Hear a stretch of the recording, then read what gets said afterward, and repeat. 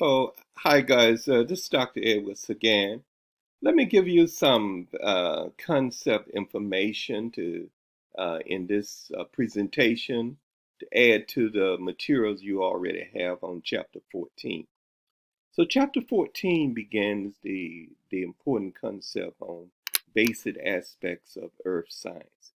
And so we start off with the atmosphere, which is an envelope that encircles the Earth, and the atmosphere is made mostly of nitrogen and oxygen, a little bit of argon, and very little of carbon dioxide and a few other gases. But those are the main four: nitrogen first, oxygen, then argon, and then CO2. Let me tell you that the lowest part of the atmosphere is called the troposphere, Trophere.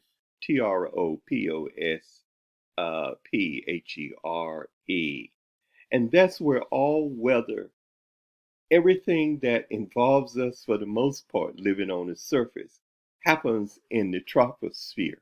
All storms, all wind, rain, everything happens in the troposphere for the most part. The stratosphere is the next level above the troposphere, and in the stratosphere, the air is quiet.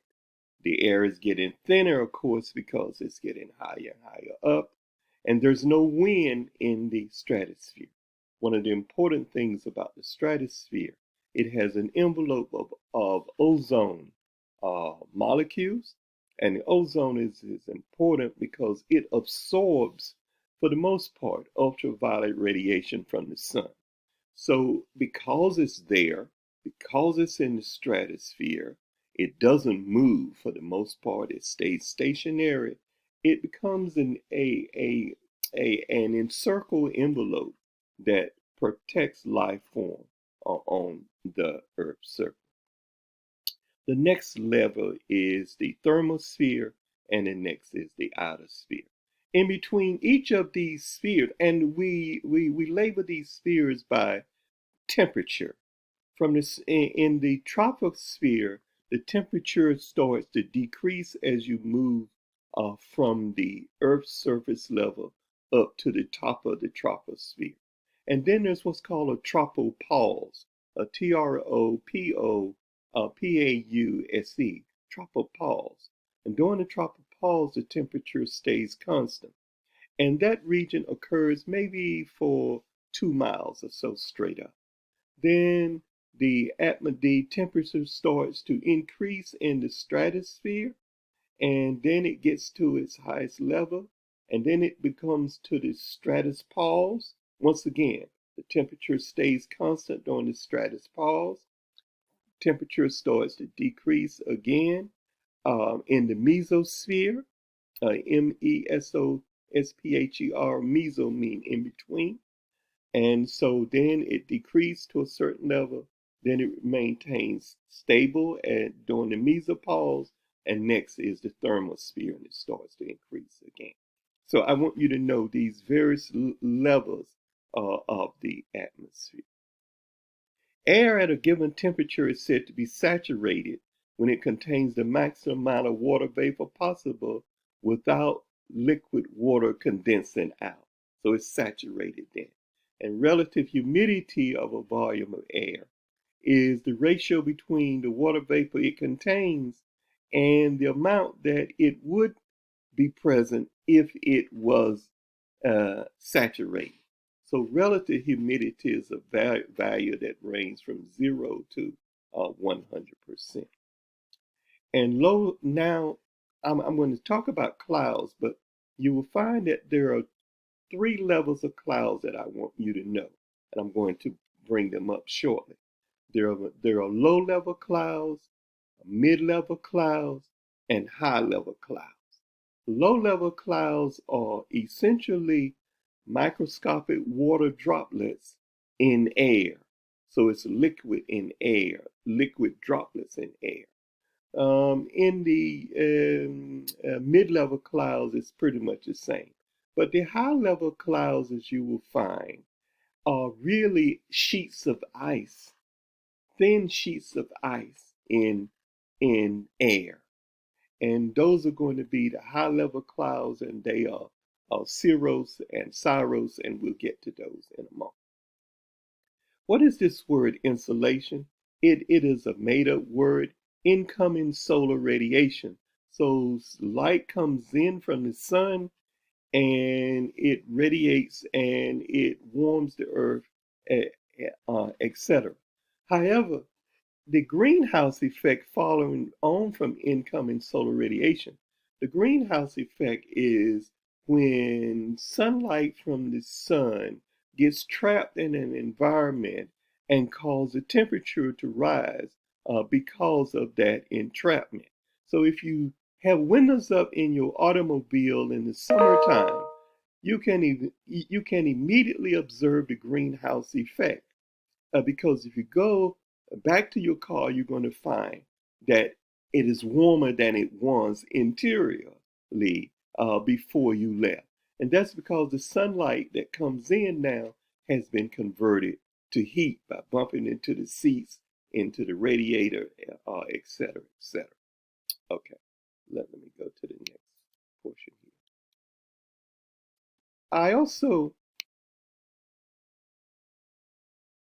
It is important for you to know what causes seasons of the earth.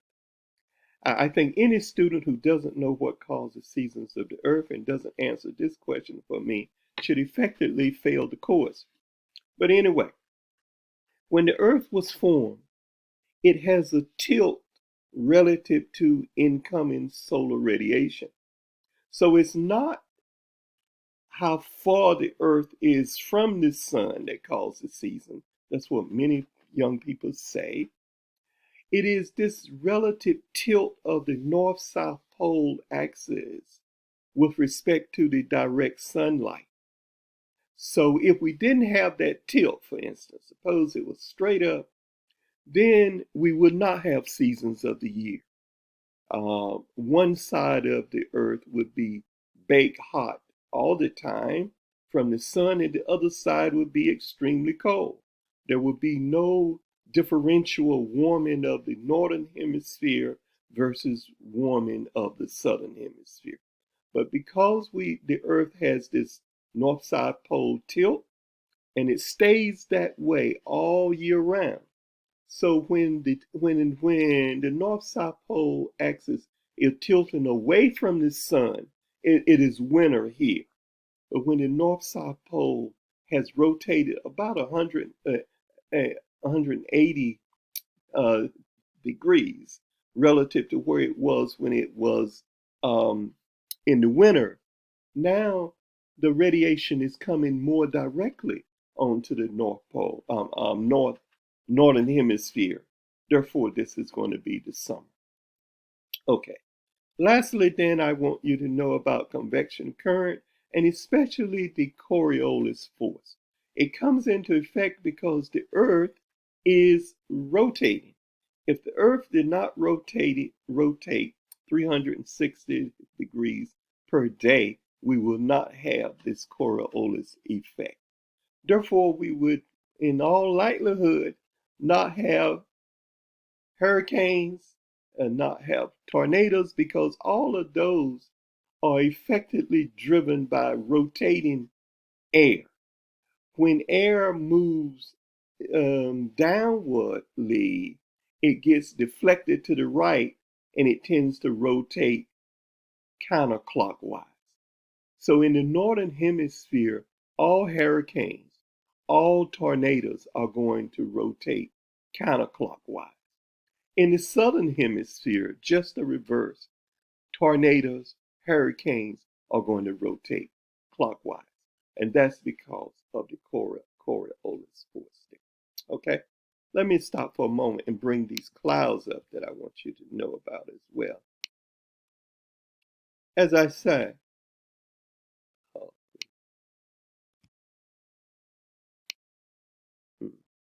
why don't I just stop here and then I can move it over. There are 10 clouds that I want you to know about. And at the lower level here, the cumulus, these are billowing clouds, low-level billowing clouds, cumulus. And the cumulus nimbus cloud is a billowing high-level cloud here. And rain and thunder will come, thunder, lightning will come from this cumulus nimbus cloud. The nimbostratus cloud is steady rain. So the word nimbo means steady rain. So every time that it's steady raining, it's a nimbostratus cloud. Nimbostratus. That's what's causing steady rain. Also, the cloud can be so low until you can't really see it because you're in the cloud. Okay?